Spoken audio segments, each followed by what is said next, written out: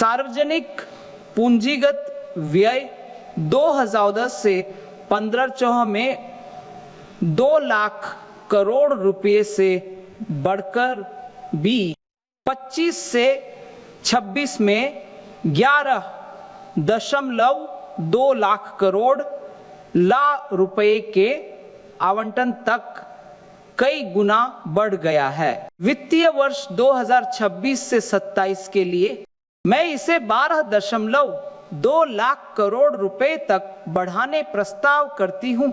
यह गति बनाए रख निजी डेवलपर्स का भरोसा मजबूत करने और इंफ्रास्ट्रक्चर के विकास व निर्माण चरण के दौरान के जोखिमों को लेकर है। मैं एक इंफ्रास्ट्रक्चर रिस्क गारंटी फंड बनाने का प्रस्ताव करती हूं ताकि उधारदाताओं को विवेकपूर्ण आंशिक क्रेडिट गारंटी मिल सके।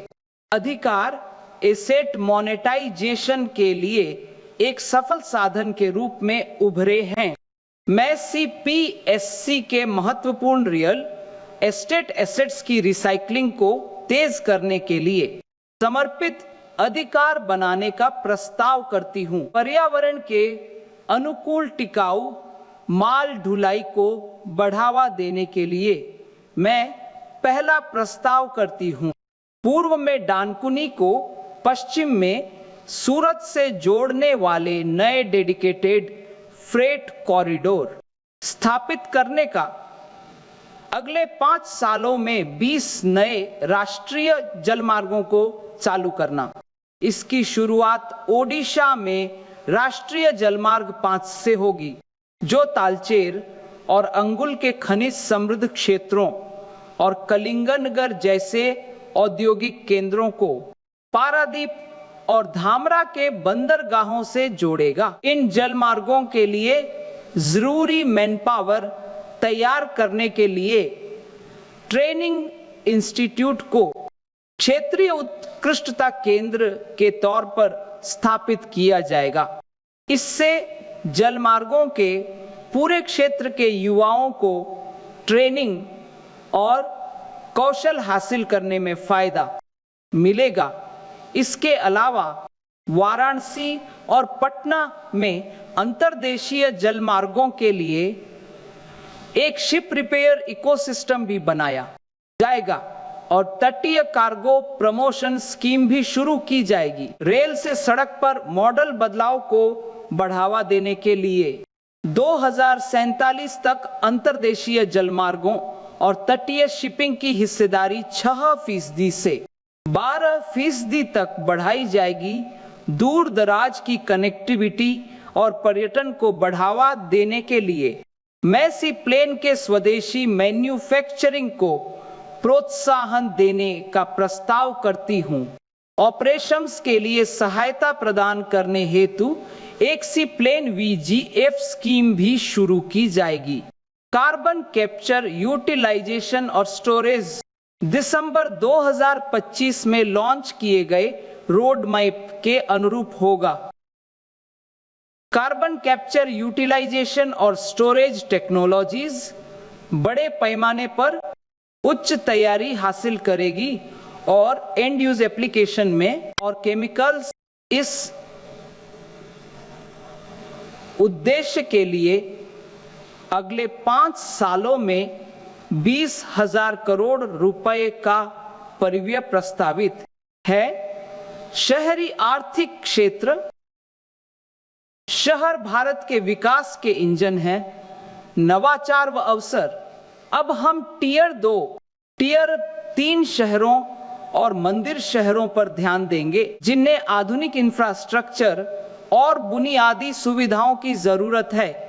यह बजट शहरों की क्षमता को और बढ़ाना चाहता है ताकि वे अपनी पूरी क्षमता से काम कर सकें। शहरों के आर्थिक क्षेत्रों की आर्थिक शक्ति को पहचान कर उनके खास विकास के कारकों पर ध्यान केंद्रित करना। अपनी योजनाओं को लागू करने के लिए चैलेंज मोड से सुधार और नतीजे पर आधारित फाइनेंसिंग व्यवस्था के साथ पर्यावरण के अनुकूल टिकाऊ यात्री प्रणालियों को बढ़ावा देने के लिए हम शहरों के बीच 7 हाई स्पीड रेल कॉरिडोर विकसित करेंगे, विकास के लिए जोड़ने वाले, जैसे मुंबई से पुणे और पुणे से हैदराबाद, हैदराबाद से बेंगलुरु, हैदराबाद से चेन्नई, चेन्नई से बेंगलुरु, दिल्ली से वाराणसी, वाराणसी से सिलीगुड़ी तक। वित्तीय सेक्टर, भारतीय बैंकिंग सेक्टर आज मजबूत बैलेंस शीट से पहचाना जाता है। लाभप्रदता में ऐतिहासिक ऊंचाई, परिसंपत्ति गुणवत्ता में सुधार और 98% से अधिक कवरेज। इस मोड़ पर हम उन उपायों का भविष्योन्मुखी आकलन करने के लिए अच्छी स्थिति में हैं, जिनकी निरंतरता आवश्यक है। विकसित भारत के लिए बैंकिंग पर एक उच्च स्तरीय समिति, सेक्टर की व्यापक समीक्षा करना और इसे भारत के विकास के अगले चरण के साथ जोड़ना, वित्तीय स्थिरता और समावेशिता को बनाए रखते हुए क्रेडिट वितरण और टेक्नोलॉजी अपनाने के लिए बड़े पैमाने पर इसे हासिल करने और सार्वजनिक क्षेत्र के एनबीएफसी में दक्षता सुधारने के लिए पहले कदम के तौर पर पावर फाइनेंस कॉरपोरेशन और रूरल इलेक्ट्रिक के पुनर्गठन का प्रस्ताव है। मैं विदेशी मुद्रा प्रबंधन, गैर ऋण साधन नियमों की एक व्यापक समीक्षा का प्रस्ताव करती हूं। विदेशी इन्वेस्टमेंट के लिए एक अधिक आधुनिक अनुकूल ढांचा बनाने हेतु, जो भारत के विकसित होते परिदृश्य के अनुरूप हो, आर्थिक प्राथमिकताओं के तहत कॉरपोरेट बॉन्ड मार्केट में मैं एक मार्केट मेकिंग फ्रेमवर्क पेश करने का प्रस्ताव करती हूं। पर्याप्त फंड और डेरिवेटिव तक पहुंच के साथ कॉरपोरेट बॉन्ड इंडेक्स पर मैं यह भी प्रस्ताव करती हूं, कॉरपोरेट बॉन्ड और म्यूनिसिपल बॉन्ड पर टोटल रिटर्न स्वैप्स शुरू करने के लिए, म्यूनिसिपल बॉन्ड जारी करने को बढ़ावा देने के लिए ज्यादा मूल्य वाले बड़े शहरों द्वारा मैं 100 के प्रोत्साहन का प्रस्ताव करती हूं। एकल बॉन्ड जारी करने के लिए 100 करोड़ रुपए, 11,000 करोड़ रुपए से ज्यादा के एकल बॉन्ड जारी के लिए, और यह मौजूदा योजना और अमृत जो 200 करोड़ रुपए तक के इश्यू को ही प्रोत्साहन देती है। छोटे और मध्यम शहरों को समर्थन देने के लिए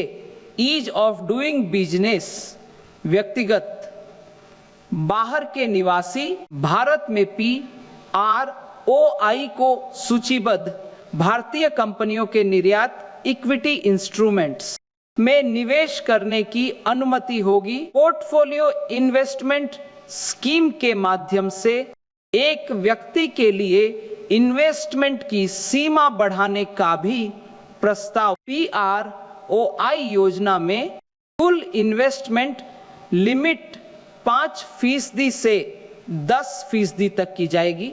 वर्तमान स्थिति से 10% AI सहित उभरती टेक्नोलॉजी 21वीं सदी टेक्नोलॉजी की है। तकनीक से संचालित इसका लाभ सभी लोगों, खासकर खेत में किसानों को मिलेगा। महिलाएं और स्टेम कौशल बढ़ाने के इच्छुक युवा और दिव्यांगजन नए काम तक पहुंचने के लिए अवसर। हां, सरकार ने नई तकनीकों का समर्थन करने के लिए कई कदम उठाए हैं।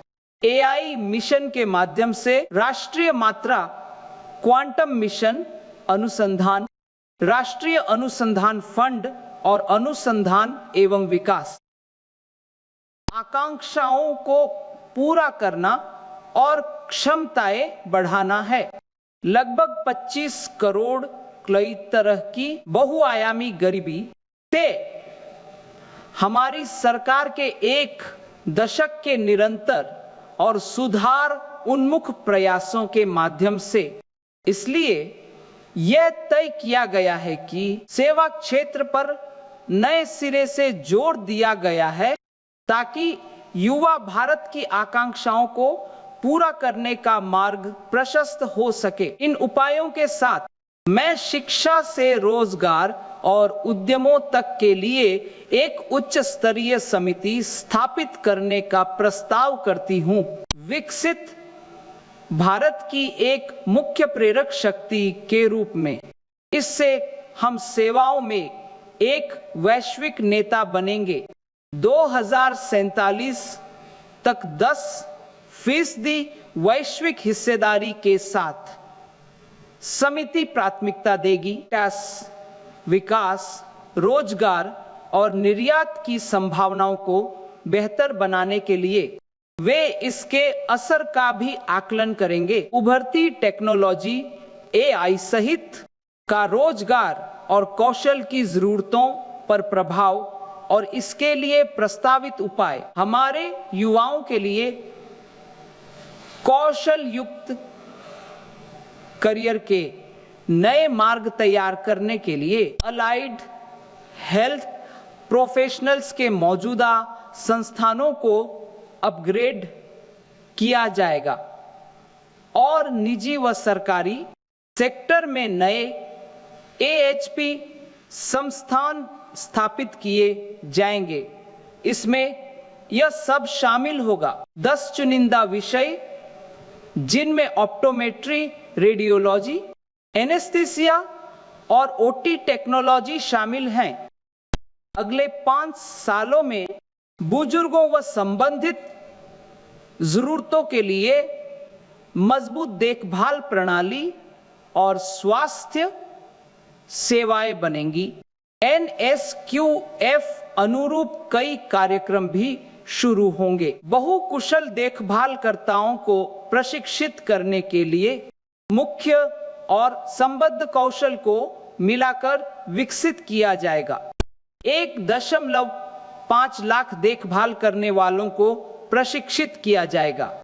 मेडिकल वैल्यू टूरिज्म को बढ़ावा देने और भारत को इसका हब बनाने के लिए मैं राज्यों को सहायता देने हेतु एक योजना शुरू करने का प्रस्ताव करती हूं। 5 क्षेत्रीय मेडिकल हब स्थापित किए जाएंगे। यह निजी क्षेत्र के साथ साझेदारी में होगा। ये हब एकीकृत स्वास्थ्य सेवा कॉम्प्लेक्स के रूप में काम करेंगे जो मेडिकल को जोड़ेंगे। शैक्षिक और अनुसंधान सुविधाएं होंगी। इनमें आयुष केंद्र, मेडिकल वैल्यू टूरिज्म सुविधा केंद्र और डायग्नोस्टिक्स के लिए इंफ्रास्ट्रक्चर भी होगा। देखभाल उपरांत और पुनर्वास, ये झोपड़ियां कई तरह के रोजगार के अवसर देंगी। स्वास्थ्य के लिए प्राचीन भारतीय योग को दुनिया के कई हिस्सों में पहले से ही सम्मान और उम्मीद मिलती है। इसे वैश्विक स्तर पर व्यापक पहचान मिली जब माननीय प्रधानमंत्री इसे संयुक्त राष्ट्र में ले गए। कोविड के बाद आयुर्वेद को वैसी ही वैश्विक स्वीकार्यता मिली, पहचान मिली और निर्यात को बढ़ावा मिला। गुणवत्तापूर्ण आयुर्वेद उत्पाद जड़ी बूटियां उगाने वाले किसानों और उत्पाद प्रोसेस करने वाले युवाओं की मदद करता है। बढ़ती हुई तीसरा, 2 नए अखिल भारतीय आयुर्वेद संस्थान आयुष, डैनिश फार्मेसी और दवा परीक्षण लैब्स उच्च मानक पर अपग्रेड होंगे। महोदय, जामनगर में WHO global traditional medicine centre का उन्नयन किया जाएगा, जिससे पारंपरिक चिकित्सा के साक्ष्य आधारित अनुसंधान, प्रशिक्षण और जागरूकता को बल मिलेगा। फर्दर, पशुपालन खेती की आय में पशुधन का लगभग 16% योगदान है। खासकर गरीब और सीमांत परिवारों के लिए पैरा वेटेरिनरी कॉलेज, पशु चिकित्सालय, निदान प्रयोगशालाएं और निजी क्षेत्र में प्रजनन सुविधाएं। क्षेत्र भारतीय और विदेशी संस्थानों के बीच सहयोग को भी बढ़ावा दिया जाएगा। नारंगी अर्थव्यवस्था, भारत का एनिमेशन, विजुअल इफेक्ट्स, गेमिंग और कॉमिक्स सेक्टर यानी एबीजीसी सेक्टर, यह एक बढ़ता उद्योग है। अनुमान है कि 2030 तक 20 लाख पेशेवरों की जरूरत होगी। मैं इसके लिए समर्थन का प्रस्ताव करती हूं। मैं Indian institute of creative technologies Mumbai को एबीजीसी कंटेंट क्रिएटर लैब्स स्थापित करने में सहायता देने का प्रस्ताव करती हूं। देश भर के 15,000 सेकेंडरी स्कूलों में और 500 पॉलिसियों में। हाँ, भारतीय डिजाइन इंडस्ट्री यह तेजी से बढ़ रहा है, इसके बावजूद भारतीय डिजाइनरों की कमी है। मैं चैलेंज रूट के माध्यम से एक नया नेशनल इंस्टीट्यूट ऑफ डिजाइन स्थापित करने का प्रस्ताव करती हूं। डिजाइन शिक्षा और विकास को बढ़ावा देने के लिए भारत के पूर्वी क्षेत्र में हमारी सरकार राज्यों को शिक्षा में सहायता देगी। चैलेंज रूट के माध्यम से प्रमुख औद्योगिक और लॉजिस्टिक्स कॉरिडोर के आसपास 5 यूनिवर्सिटी टाउनशिप बनाने में इन नियोजित शैक्षणिक क्षेत्रों में कई विश्वविद्यालय, कॉलेज, अनुसंधान संस्थान, कौशल केंद्र और आवासीय परिसर होंगे। उच्च शिक्षा में स्टेम संस्थानों में लंबे समय तक पढ़ाई और सहयोग करना और प्रयोगशाला कार्य, चुनौतियों के बाद छात्राओं के लिए वीजीएफ, वायबिलिटी गैप फंडिंग और पूंजी के माध्यम से हर जिले में स्थापित किए जाएंगे। खगोल भौतिकी और खगोल विज्ञान को बढ़ावा देने के लिए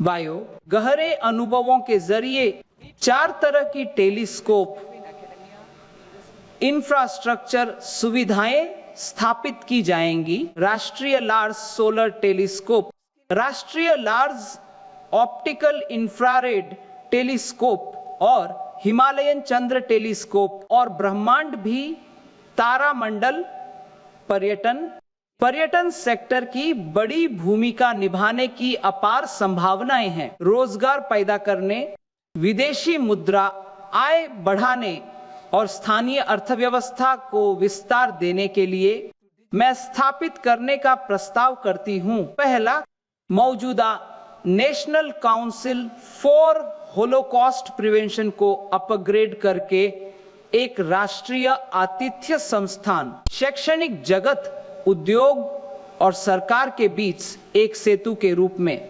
मैं यह भी प्रस्ताव करती हूं, एक पायलट योजना 10,000 गाइडों को अपस्किल करने के लिए 20 खास टूरिस्ट साइट्स पर हाइब्रिड मोड में इंडियन इंस्टीट्यूट ऑफ मैनेजमेंट के सहयोग से एक राष्ट्रीय डिजिटल ज्ञान ग्रिड स्थापित किया जाएगा ताकि सभी महत्वपूर्ण स्थानों को डिजिटल रूप से दर्ज किया जा सके। ट्रस्ट फर्दर, सांस्कृतिक, आध्यात्मिक और विरासत से जुड़ी यह पहल ठीक है, स्थानीय शोधकर्ताओं, इतिहासकारों और कंटेंट क्रिएटर्स के लिए रोजगार का नया इकोसिस्टम बनेगा।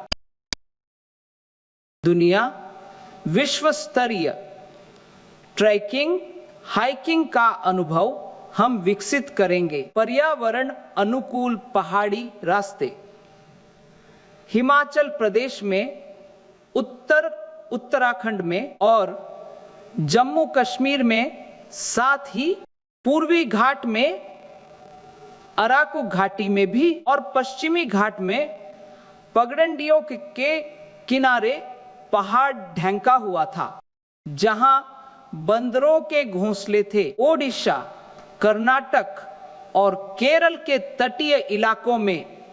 और तीसरा, रास्ते में बर्ड वाचिंग ट्रेल्स। माननीय प्रधानमंत्री के दूरदर्शी नेतृत्व में हमने 2024 में इंटरनेशनल बिग कैट अलायंस स्थापित किया। इस साल भारत पहली बार वैश्विक बिग कैट शिखर सम्मेलन की मेजबानी कर रहा है। ट्रस्ट फर्दर, जहां 95 रेंज देशों के राष्ट्राध्यक्ष और मंत्री शामिल होंगे। संरक्षण के लिए सामूहिक रणनीतियों पर बात होगी। विरासत और संस्कृति पर्यटन के लिए मैं 15 पुरातात्विक स्थलों को विकसित करने का प्रस्ताव करती हूं, जिसमें लोथल भी शामिल। फर्दर, धोलावीरा, राखीगढ़ी, आदित्य नल्लू, सारनाथ, हस्तिनापुर। उत्खनित महल को जीवंत अनुभवात्मक सांस्कृतिक स्थलों में बदला गया है। उत्कृष्ट और इमर्सिंग कौशल के जरिए जनता के लिए खुले होंगे। खेल सेक्टर रोजगार, कौशल विकास और नौकरी के कई अवसर देता है। खेल प्रतिभाओं के व्यवस्थित पोषण को आगे बढ़ाते हुए जिसे शुरू किया गया है, एक खेलो इंडिया मिशन खेल सेक्टर को बदलने के लिए यह एक एकीकृत प्रतिभा विकास मार्ग को सुगम बनाएगा, जिसे बुनियादी और मध्यवर्ती स्तर के प्रशिक्षण केंद्रों का सहयोग मिलेगा और उच्च स्तरों पर कोचों और सहायक कर्मचारियों का व्यवस्थित विकास और खेल विज्ञान व टेक्नोलॉजी का एकीकरण। टेक्नोलॉजी डी प्रतियोगिताएं और लीग खेल संस्कृति को बढ़ावा देने और प्रदान करने के लिए। तीसरा कर्तव्य, आश्चर्यजनक विजन से गठबंधन, सबका साथ सबका विकास, विकसित भारत की ओर। इसके लिए खास कोशिशें करनी होंगी। किसानों की आय बढ़ाने के लिए उत्पादकता बढ़ाकर और उद्यमिता के जरिए छोटे पर खास ध्यान देते हुए छोटे और सीमांत किसानों, दिव्यांगजनों को आजीविका के अवसरों तक पहुंच और प्रशिक्षण के माध्यम से सशक्त बनाना और उच्च गुणवत्ता वाले सहायक उपकरण, कमजोर वर्ग को सशक्त बनाना, मेंटीमीटर तक पहुंच, मानसिक स्वास्थ्य व ट्रॉमा केयर, पूर्वादे राज्यों और पूर्वोत्तर क्षेत्र पर ध्यान से विकास को गति मिलेगी और रोजगार के अवसर। मत्स्य पालन के लिए हम 500 जलाशयों और अमृत सरोवरों के एकीकृत विकास की पहल करेंगे। 2 तटीय क्षेत्रों में मत्स्य पालन की वैल्यू चेन मजबूत कर बाजार से जोड़ना, जिसमें स्टार्टअप्स, महिला संचालित समूह और मछली किसान उत्पादक संगठन शामिल हों। मरीजों को पशुपालन, ग्रामीण व अर्ध शहरी क्षेत्रों में गुणवत्तापूर्ण रोजगार के अवसर देने हेतु हम पशुपालन सेक्टर को सहायता देंगे। सेक्टर में उद्यमिता में विकास में एक ऋण आधारित सब्सिडी कार्यक्रम, पशुधन उद्यमों का विस्तार और आधुनिकीकरण और पशुधन के उत्पादन को बढ़ावा देना, और डेयरी व पोल्ट्री पर केंद्रित एकीकृत वैल्यू चेन को मजबूत करना और पशुधन किसान उत्पादक संगठनों के निर्माण को बढ़ावा देना।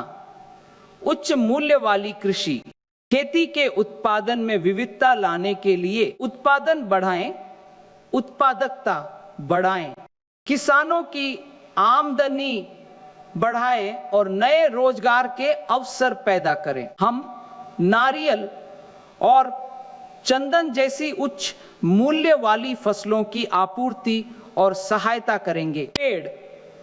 पेड़ उत्तर में, पूर्वोत्तर में और बादाम, अखरोट जैसे मेवे और चिलगोजे हमारे पहाड़ी इलाकों में, इन सभी को सहायता दी जाएगी। Cashew and coconut production and processing, enhance export competitiveness and transform Indian cashew and Indian cocoa into premium global brands by 2030. Sandalwood. Sandalwood is closely linked to India's social and cultural heritage. Our government will partner with state governments to promote बढ़ाई जा सके, जिसमें अनुत्पादक पेड़ों को बदलना शामिल है। नए पौधों या किस्मों के साथ प्रमुख नारियल उत्पादक राज्यों में एक समर्पित कार्यक्रम भारतीय काजू और कोको के लिए प्रस्ताव है, ताकि भारत कच्चे काजू और नारियल उत्पादन में आत्मनिर्भर बन सके।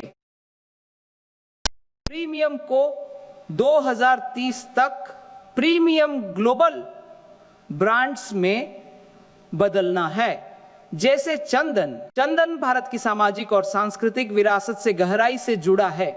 हमारी सरकार राज्य सरकारों के साथ मिलकर इस केंद्रित उत्पादन और कटाई के बाद के प्रबंधन को बढ़ावा देगी। भारतीय चंदन की शान बहाल करना, इकोसिस्टम व पुराने कमजोर का कायाकल्प, फलदार बागानों और अखरोट, बादाम और पाइन नट्स की सघन खेती का विस्तार करेंगे। हम किसानों की आय बढ़ाने के लिए एक समर्पित कार्यक्रम का समर्थन करेंगे और मूल्यवर्धन लाने में युवाओं को शामिल करके भारत को विकसित करेंगे। मैं भारत विस्तार लॉन्च करने का प्रस्ताव करती हूं, जो कृषि संसाधनों तक पहुंचने के लिए एक एकीकृत प्रणाली है। बहुभाषी AI टूल जो एग्रीस्टेक पोर्टल्स और ICAR पैकेज को एकीकृत करेगा। कृषि पद्धतियों में AI सिस्टम्स का उपयोग होगा, जिससे खेतों की उत्पादकता बढ़ेगी और किसानों को बेहतर निर्णय लेने में मदद मिलेगी। जोखिम कम करने और अनुकूलित सलाहकार सहायता देने के लिए ग्रामीण महिलाओं के नेतृत्व को बढ़ावा दिया गया। कार्यक्रम में महिलाओं की मदद करने का प्रस्ताव करती हूं। क्रेडिट लिंक्ड आजीविका से आगे बढ़ने के लिए उद्यमी अपनी विफलताओं में सहायता चाहते हैं। क्लस्टर स्तरीय संघों में बेहतर और नवाचारी फाइनेंसिंग साधनों के जरिए युवा पीढ़ी को सशक्त करना। दिव्यांग जैन कौशल कुमार योजना, सूचना प्रौद्योगिकी, ABGC सेक्टर, हॉस्पिटैलिटी और food and beverages sector, taking this trust further. प्रस्ताव काम पर केंद्रित और प्रक्रिया आधारित भूमिकाएं जो दिव्यांगजनों के अनुकूल हैं, गरिमापूर्ण आजीविका के अवसर सुनिश्चित करेंगे। उद्योग से जुड़े और हर दिव्यांगजन समूह के लिए खास तौर पर बनाए गए प्रशिक्षण के जरिए दिव्यांग सहारा योजना सभी पात्र दिव्यांगजनों को उच्च गुणवत्ता वाले सहायक उपकरणों की समय पर उपलब्धता एक मूलभूत आवश्यकता है। मैं 2 प्रस्ताव करती हूं। पहला, निर्माण निगम को समर्थन देना कि दिस्कर में PM दिव्य दिव्याशा केंद्रों को मजबूत करना और सहायक तकनीक टेक्नोलॉजी मार्ट्स की स्थापना में सहायता करना। आधुनिक रिटेल स्टाइल सेंटर भेजें, जहां दिव्यांगजन और वरिष्ठ नागरिक देख सकें। सहायक उत्पादों की खरीद को बढ़ावा देना। इस बात पर फिर से जोर देते हुए मानसिक स्वास्थ्य और ट्रॉमा के प्रति हमारी प्रतिबद्धता है। उत्तर भारत में मानसिक स्वास्थ्य देखभाल के लिए कोई राष्ट्रीय संस्थान नहीं है, इसलिए हम निमहांस और 2 राष्ट्रीय मानसिक स्वास्थ्य संस्थानों को भी अपग्रेड किया जाएगा। रांची में क्षेत्रीय शीर्ष के रूप में 2 संस्थान हैं और आपातकालीन स्थितियां परिवारों को जोखिम में डालती हैं। इन क्षमताओं को 50% तक बढ़ाना और ट्रॉमा केयर सेंटर 4 राज्यों पर ध्यान केंद्रित किया जाएगा। ईस्ट तिरुवोदया मैं एक एकीकृत ईस्ट कोस्ट इंडस्ट्रियल कॉरिडोर के विकास का प्रस्ताव करती हूं, जिसका एक सुगठित केंद्र दुर्गापुर में होगा। फर्दर 5 पर्यटन स्थलों में से एक का निर्माण ये राज्य हैं और 4000 ई बसों का प्रावधान। पूर्वोत्तर क्षेत्र में बौद्ध स्थल। पूर्वोत्तर क्षेत्र एक सभ्यतागत संगम है। थेरवाद, महायान और वज्रयान परंपराओं के बौद्ध सर्किट के विकास के लिए मैं अरुणाचल प्रदेश में एक योजना शुरू करने का प्रस्ताव करती हूं। सिक्किम, असम, मणिपुर, मिजोरम और इस योजना में मंदिरों और मठों का संरक्षण और तीर्थ यात्रा व्याख्या केंद्र शामिल। 17 नवंबर 2025 को 16वें वित्त आयोग ने संविधान के अनुच्छेद 281 के तहत अनिवार्य रूप से अपनी रिपोर्ट राष्ट्रपति को प्रस्तुत की। सरकार इसे सदन के पटल पर रखेगी। आयोग की सिफारिशों पर संसद में माननीय अध्यक्ष महोदय आपने मुझे सत्र के प्रारंभ में इसकी अनुमति दी है। सरकार ने इसे स्वीकार कर लिया है। आयोग की सिफारिश को स्वीकार किया गया है।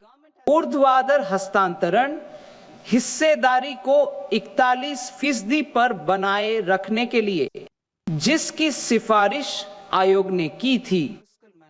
रुपए राज्यों को वर्ष 2026 से 2027 के लिए वित्त आयोग के अनुदान के तौर पर इनमें ग्रामीण और शहरी स्थानीय निकाय शामिल हैं। आपदा प्रबंधन अनुदान, वित्तीय व राजकोषीय सुदृढ़ीकरण में सरकार अपने राजकोषीय वादों को लगातार बिना बाधा के निभाती रही है। सामाजिक जरूरतों से समझौता किए बिना बजट नियोजन में राजकोषीय प्रबंधन के स्वीकृत मानकों को प्राप्त करने की दिशा में बजट 2025 से 26 के लिए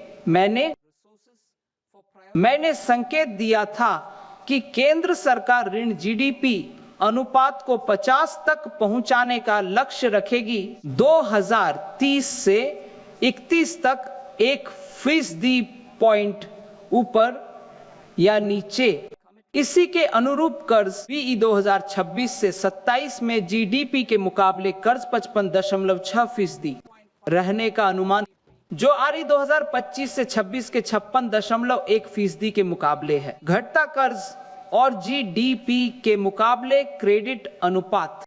प्राथमिकता वाले सेक्टर के लिए संसाधन धीरे धीरे उपलब्ध कराएगा। सेक्टर लेंडिंग और खर्च ब्याज के खर्च को कम करके यह कर्ज के लिए एक मुख्य परिचालन साधन है। ऋण लक्ष्यीकरण, राजकोषीय घाटा। मुझे इस गरिमामय सदन को सूचित करते हुए खुशी हो रही है। मैंने 2021 से 2022 में अपनी प्रतिबद्धता पूरी की। राजकोषीय घाटे को 2025 से 26 के आरई में जीडीपी 4.5% से नीचे लाने का 2025 से 26 में जीडीपी के 4.4% पर के अनुरूप कर्ज को मजबूत करने के लिए राजकोषीय समझदारी का नया रास्ता अपनाया गया है और भी 2026 से 27 में राजकोषीय घाटा 4.2% रहने का अनुमान है। जीडीपी का 0.3%। संशोधित अनुमानों के अनुसार गैर ऋण प्राप्तियां 34 लाख करोड़ रुपए हैं, जिसमें केंद्र की शुद्ध कर प्राप्तियां 26.7 लाख करोड़ रुपए हैं। ट्रस्ट फर्दर कुल व्यय का संशोधित अनुमान 49.6 लाख करोड़ रुपए है, जिसमें पूंजीगत व्यय लगभग 11 लाख करोड़ रुपए का बजट अनुमान है। 2026 से 27 के लिए गैर ऋण प्राप्तियां और कुल व्यय का अनुमान है। शुद्ध कर प्राप्तियां 28.7 लाख करोड़ रुपए रहने का अनुमान है। राजकोषीय घाटे के वित्त पोषण के लिए दिनांकित प्रतिभूतियों से शुद्ध बाजार उधार 11.7 लाख करोड़ रुपए अनुमानित है। शेष वित्त पोषण, छोटी बचत और अन्य स्रोतों से आने की उम्मीद है। सकल बाजार उधारियां 17.2 लाख करोड़ रुपए अनुमानित हैं। अब मैं आगे बढ़ती हूं।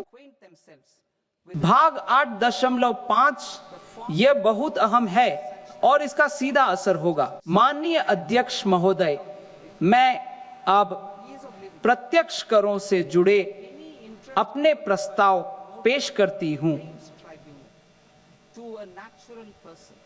नया आयकर अधिनियम जुलाई 2024 में मैंने आयकर अधिनियम 1961 की व्यापक समीक्षा की घोषणा की थी।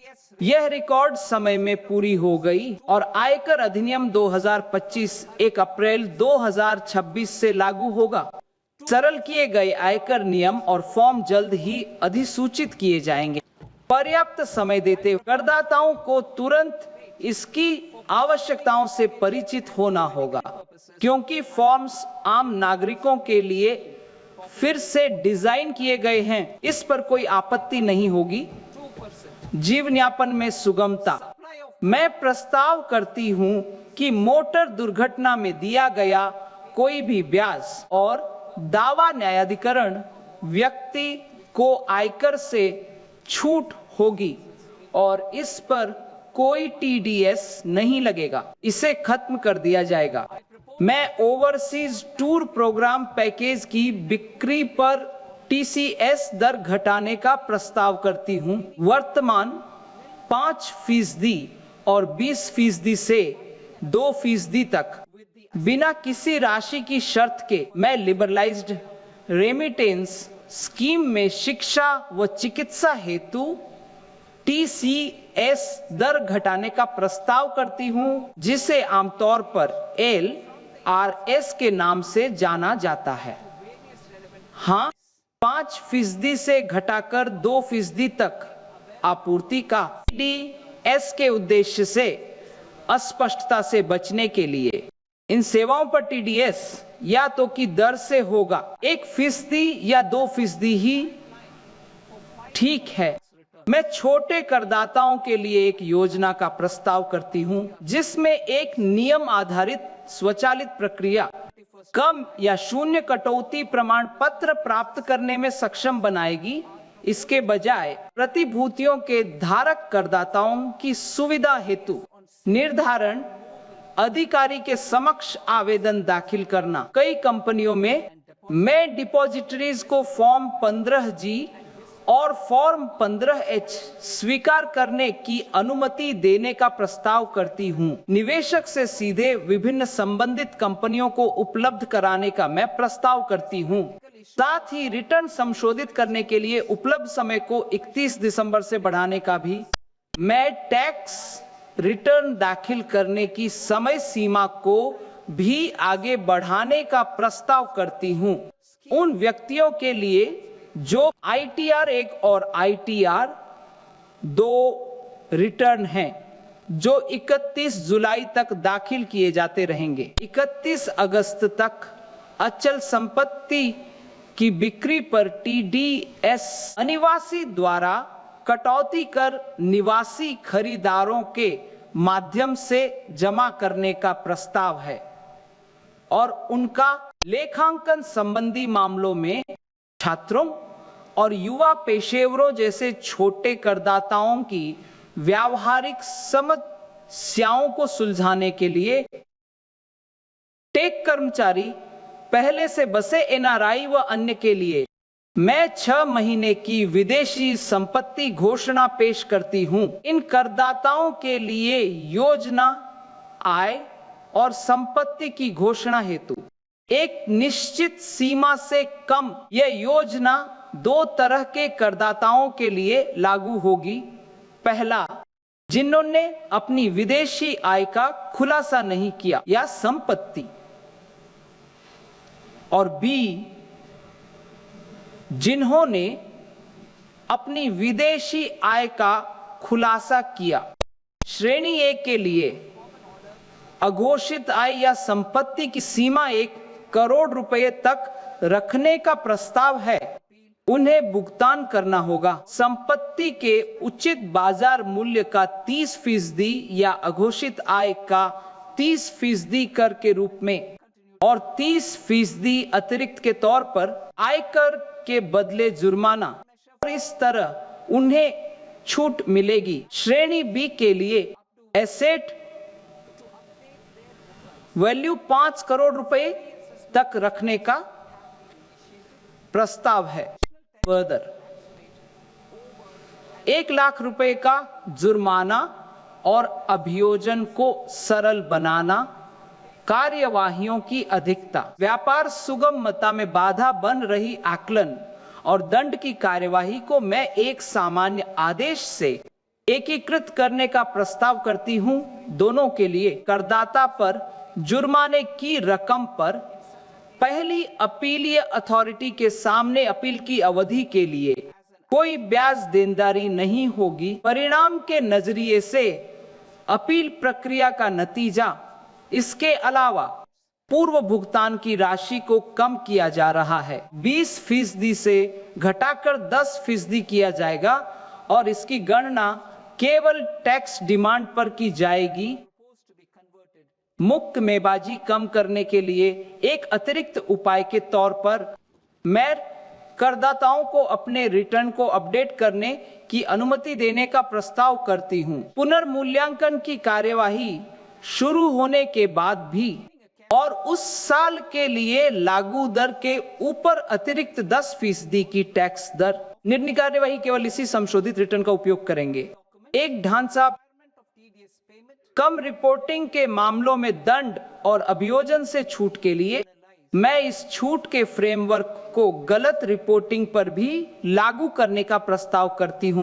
हालांकि ऐसे मामले करदाता को कर राशि का 100% अतिरिक्त आयकर के रूप में चुकाना होगा। कर और ब्याज के अतिरिक्त जो देय है, कुछ तकनीकी चूक के लिए दंड का प्रावधान है, जैसे खातों का ऑडिट न कराना या जानकारी प्रस्तुत न करना। मैं आयकर अधिनियम के तहत अभियोजन ढांचे को युक्तिसंगत बनाने का प्रस्ताव करती हूं, जिसमें कुछ गंभीर अपराधों में निवारण के लिए सावधानी पूर्वक संतुलन बनाए रखा जाएगा। गैर उत्पादन का, जहां वस्तु के रूप में भुगतान होता है, उन्हें अपराध की श्रेणी से बाहर किया जा रहा है। आगे छोटे अपराधों पर केवल जुर्माना लगेगा, बाकी मुकदमों को अपराध की मात्रा के अनुरूप वर्गीकृत किया जाएगा। उनमें केवल साधारण कारावास होगा। अधिकतम कारावास को 2 साल तक कम किया गया है और अदालतों को बदलने की शक्ति दी गई है, लेकिन जुर्माने के मामलों में भी कोई दंड नहीं है। वर्तमान में गैर अचल विदेशी संपत्तियों का खुलासा न करने के लिए, जिनकी कुल कीमत 20 लाख रुपए से कम है, मैं प्रस्ताव करती हूं उन्हें अभियोजन से छूट भी प्रदान करने के लिए 1 अक्टूबर 2024 से पूर्वव्यापी प्रभाव के साथ। ठीक है, सहकारिता कटौती प्राथमिक सहकारी समिति को पहले से ही कटौती की अनुमति है, जो सहायता में लगी हुई है। मैं इस कटौती को सदस्यों द्वारा उत्पादित पशु आहार व कपास बीज आपूर्ति तक बढ़ाने का प्रस्ताव करती हूं। अंतर सहकारी समिति की लाभांश आय पर नई कर व्यवस्था के तहत कटौती मिलेगी, बशर्ते वह इसे अपने सदस्यों को आगे वितरित करे। मैं आगे प्रस्ताव करती हूं कि अधिसूचित राष्ट्रीय सहकारी संघ द्वारा कंपनियों में किए गए उनके इन्वेस्टमेंट पर प्राप्त लाभांश आय को 3 साल की अवधि के लिए छूट दी जाए। 31 जनवरी 2026 तक यह छूट दी जाएगी केवल उन्हीं लाभांशों के लिए जो आगे सदस्य सहकारी समितियों को बांटे जाते हैं। भारत के विकास इंजन के रूप में आईटी सेक्टर को समर्थन दिया जा रहा है, क्योंकि सॉफ्टवेयर में भारत वैश्विक लीडर है। सॉफ्टवेयर डेवलपमेंट सेवाएं, नॉलेज प्रोसेस आउटसोर्सिंग सेवाएं और इन सभी सेवाओं को सूचना प्रौद्योगिकी सेवाओं की एक ही श्रेणी में एक सामान्य सेफ हार्बर मार्जिन के साथ रखने का प्रस्ताव है और 15.5% सभी पर लागू होगा। आईटी सेवाओं के लिए सेफ हार्बर का लाभ उठाने की सीमा 300 से काफी बढ़ाई जा रही है, 100 करोड़ रुपए से 2000 करोड़ रुपए तक आईटी सेवाओं के लिए सेफ हार्बर लागू होगा। आवेदन स्वीकार करें। आईटी सेवा कंपनी द्वारा आपूर्ति किए जाने पर वही सेफ हार्बर 5 साल की अवधि के लिए अपनी इच्छानुसार जारी रखा जा सकता है। एडवांस प्राइसिंग एग्रीमेंट एपी इच्छुक आईटी सेवा कंपनियों के लिए मैं एक तरफा एपीए प्रक्रिया को फास्ट ट्रैक करने का प्रस्ताव करती हूं और इसे 2 साल में पूरा करने का प्रयास करती। 2 साल की अवधि करदाताओं के अनुरोध पर 6 महीने बढ़ाई जा सकती है। मैं एपीए में प्रवेश करने वाली इकाई को संशोधित रिटर्न सुविधा देने का प्रस्ताव करती हूं। अन्य संबंधित संस्थाएं भी वैश्विक व्यापार और इन्वेस्टमेंट को आकर्षित करना, महत्वपूर्ण इंफ्रास्ट्रक्चर को सक्षम करने की जरूरत को पहचानते हुए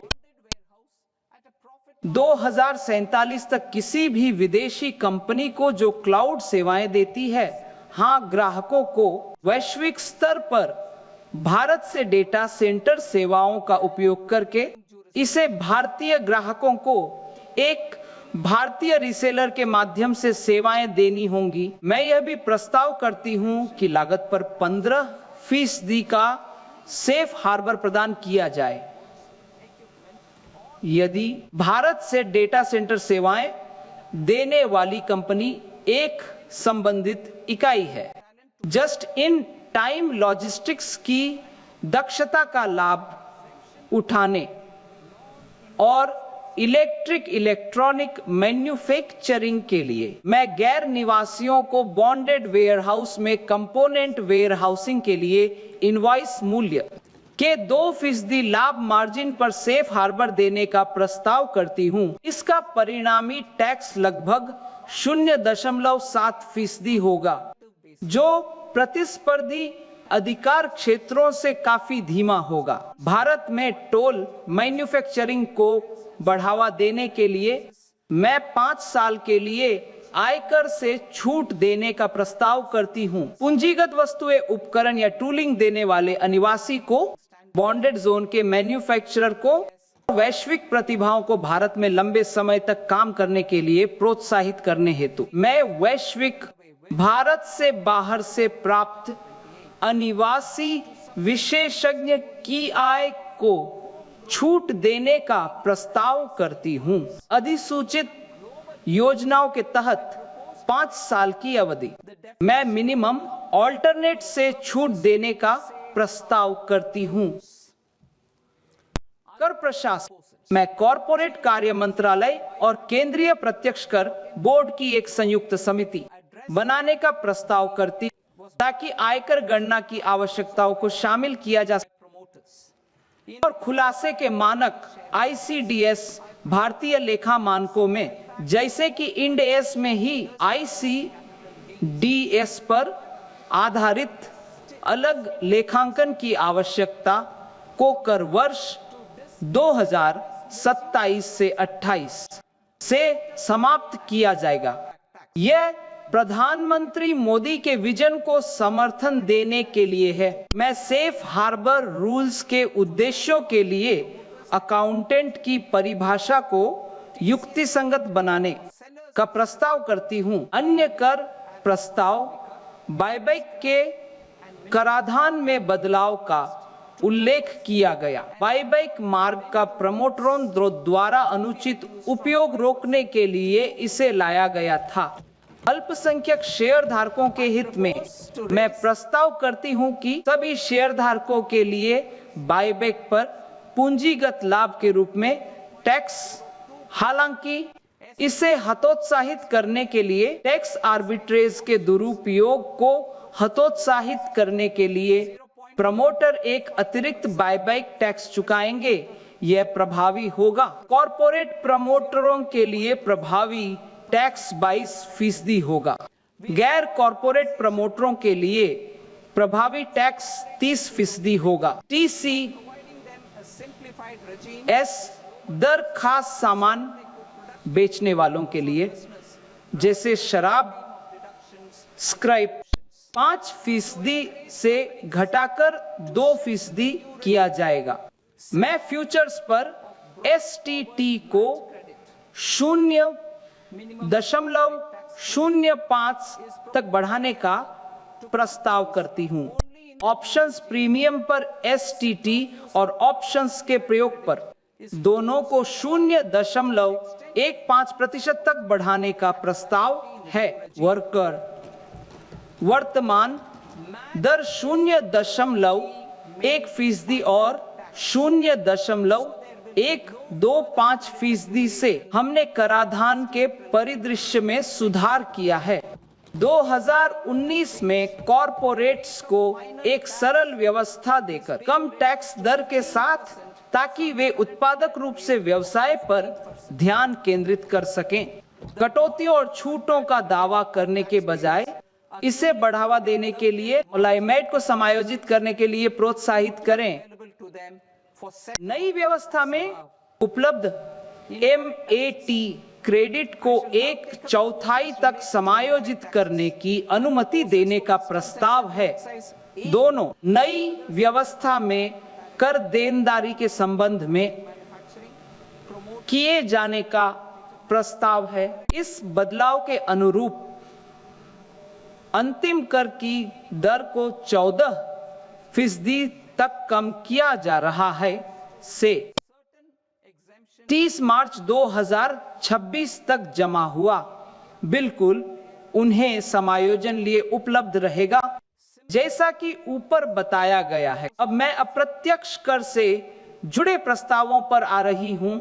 इसमें सीमा शुल्क और केंद्रीय उत्पाद शुल्क से संबंधित मेरे प्रस्ताव शामिल हैं। टैरिफ संरचना को और सरल बनाने के लिए घरेलू मैन्युफैक्चरिंग को समर्थन और बढ़ावा देना, निर्यात में प्रतिस्पर्धा और शुल्क में विसंगति को दूर करना, पुरानी सीमा शुल्क छूटों को खत्म करना जारी रखना। मैं कुछ वस्तुओं पर छूट हटाने का प्रस्ताव करती हूं जो भारत में मैन्युफैक्चर किए जा रहे हैं और जहां आयात नगण्य है।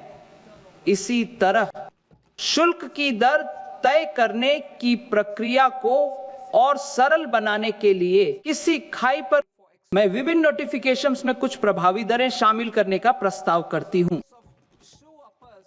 समुद्री चमड़े व टेक्सटाइल उत्पादों का निर्यात बढ़ाने हेतु मैं यह प्रस्ताव करती हूं कि शुल्क मुक्त आयात की सीमा बढ़ाई जाए। निर्दिष्ट इनपुट्स के लिए जिनका उपयोग समुद्री खाद्य पदार्थों के प्रसंस्करण और निर्यात में होता है, वर्तमान 1% से फर्दर पिछले सालों के निर्यात कारोबार के FOB मूल्य का 74 से 3% तक निर्दिष्ट इनपुट्स के शुल्क मुक्त आयात की भी अनुमति देने का प्रस्ताव है, जो वर्तमान में चमड़े या सिंथेटिक फुटवियर के निर्यात के लिए उपलब्ध है। जूते के ऊपरी हिस्से के निर्यात को भी मैं अंतिम उत्पाद के निर्यात की समय सीमा को मौजूदा 6 महीने से बढ़ाकर 1 साल करने का प्रस्ताव करती हूं। चमड़े या टेक्सटाइल गारमेंट्स के निर्यातकों के लिए चमड़े या सिंथेटिक फुटवियर और अन्य चमड़े के उत्पाद, ऊर्जा परिवर्तन और सुरक्षा मैं बैटरी के लिथियम आयन सेल बनाने में इस्तेमाल होने वाले कैपिटल गुड्स को दी गई बुनियादी सीमा शुल्क छूट को आगे बढ़ाने का प्रस्ताव करती हूं। बैटरी ऊर्जा भंडारण प्रणालियों के लिए लिथियम आयन सेल पर भी मैं आयात पर मूल सीमा शुल्क से छूट देने का प्रस्ताव करती हूं। सोडियम एंटीमोनेट सौर ग्लास के मैन्युफैक्चरिंग में इस्तेमाल के लिए स्पष्ट शक्ति। मैं परमाणु ऊर्जा परियोजनाओं के लिए आवश्यक वस्तुओं के आयात पर मौजूदा मूल सीमा शुल्क छूट को बढ़ाने का प्रस्ताव करती हूं। महत्वपूर्ण खनिजों के प्रसंस्करण के लिए आवश्यक पूंजीगत वस्तुओं के आयात पर बुनियादी सीमा शुल्क छूट देने का प्रस्ताव है। बायोगैस मिश्रित सीएनजी पर देय केंद्रीय उत्पाद शुल्क की गणना करते समय छूट देने का प्रस्ताव करती हूं। नागरिक और रक्षा विमानन मैं नागरिक प्रशिक्षण व अन्य के निर्माण हेतु आवश्यक घटकों व पुर्जों पर मूल सीमा शुल्क से छूट का प्रस्ताव करती हूं। कच्चे माल पर विमान के पुर्जों के निर्माण के लिए आयातित विमान के रखरखाव मरम्मत रक्षा क्षेत्र की इकाइयों की सभी आवश्यकताओं और इलेक्ट्रिक के लिए कंज्यूमर इलेक्ट्रॉनिक्स सेक्टर में वैल्यू एडिशन को और बढ़ाने के लिए मैं बेसिक कस ड्यूटी से छूट देने का प्रस्ताव करती हूं। माइक्रोवेव ओवन के निर्माण में इस्तेमाल होने वाले पुर्जे और विशेष आर्थिक क्षेत्र से जुड़ी चिंताओं को दूर करने के लिए वैश्विक व्यापार में व्यवधानों के कारण विशेष आर्थिक क्षेत्रों में मैन्युफैक्चरिंग यूनिट्स की क्षमता उपयोग को लेकर उत्पन्न होने वाली मैं प्रस्ताव करती हूं कि एक विशेष एकमुश्त उपाय के तौर पर SEZs में योग्य मैन्युफैक्चरिंग यूनिट्स द्वारा बिक्री को आसान बनाया जाए।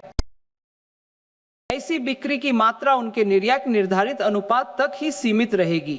आवश्यक नियामक बदलाव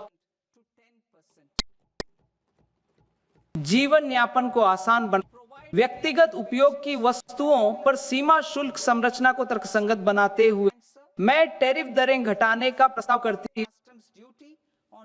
10% तक मरीजों को राहत देने के लिए खासकर कैंसर से पीड़ित लोगों को मैं मूल सीमा शुल्क से छूट देने का प्रस्ताव करती हूं। दवाओं के लिए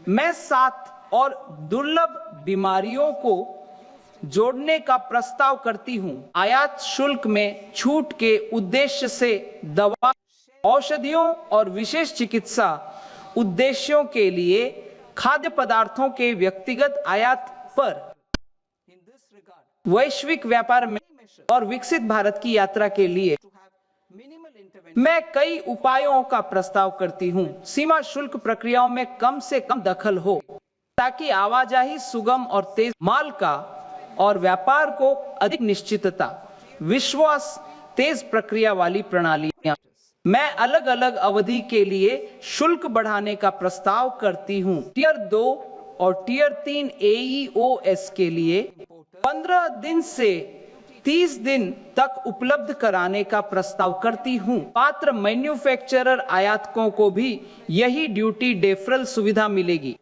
इससे उन्हें खुद को मान्यता दिलाने के लिए प्रोत्साहन मिलेगा। समय के साथ एक पूर्ण CO 3AU के तौर पर ज्यादा निश्चितता और बेहतर बिजनेस प्लानिंग के लिए मैं एडवांस रूलिंग की वैधता अवधि बढ़ाने का प्रस्ताव करती हूं जो कस्टम्स पर बाध्यकारी होगी। वर्तमान 3 साल से बढ़ाकर 5 साल तक पूरी सरकार के रखरखाव के दृष्टिकोण की भावना के साथ सरकारी एजेंसियों को इसका लाभ उठाने के लिए प्रोत्साहित किया जाएगा।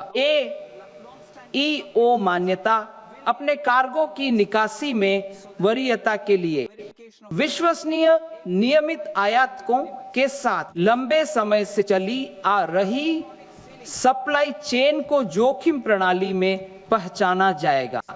ताकि सत्यापन की आवश्यकता, माल की आवाजाही में लगने वाले समय को हर बार कम किया जा सकता है। निर्यात के लिए इलेक्ट्रॉनिक सीलिंग का उपयोग किया जाएगा। निर्यात के लिए इलेक्ट्रॉनिक सीलिंग की सुविधा प्रदान की जाएगी।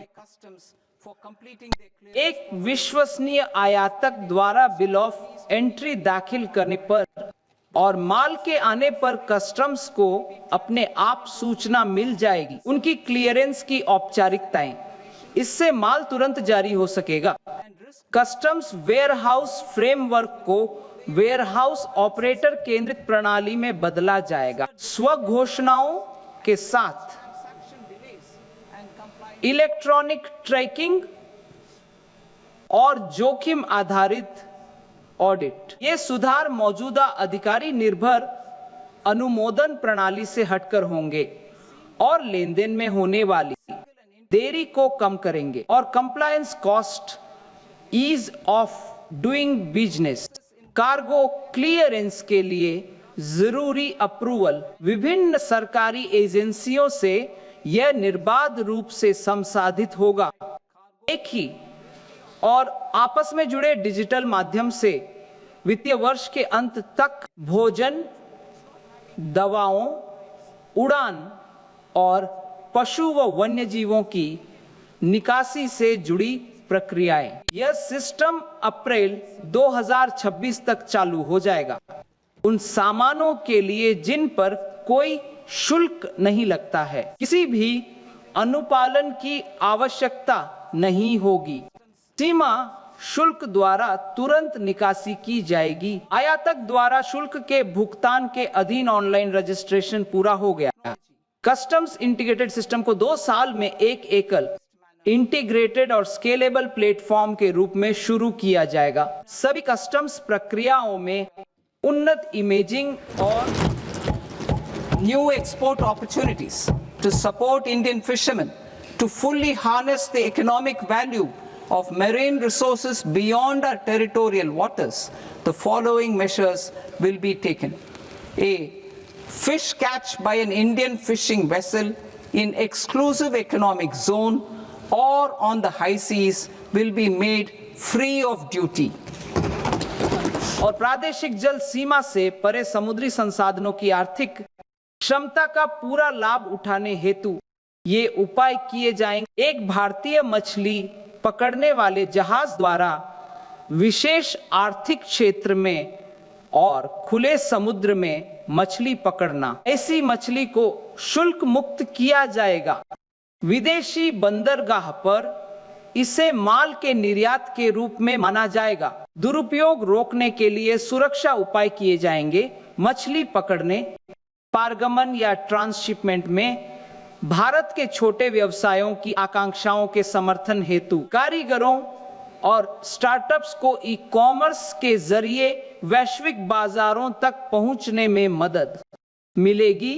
यह घोषणा करते हुए मुझे खुशी है, कुरियर निर्यात पर प्रति खेप 10 लाख रुपए की मौजूदा मूल्य सीमा को पूरी तरह से हटाना, खारिज और वापस भेजे गए खेपों को बेहतर बनाया जाएगा। टेक्नोलॉजी के प्रभावी उपयोग से पहचान करने के लिए मैं अंतरराष्ट्रीय यात्रा के दौरान बैगेज क्लियरेंस से संबंधित प्रावधानों में संशोधन का प्रस्ताव करती हूं, ताकि ऐसे कंसाइनमेंट की वास्तविक चिंताओं को दूर किया जा सके। यात्रियों के लिए संशोधित नियम ड्यूटी फ्री भत्तों को बढ़ाएंगे।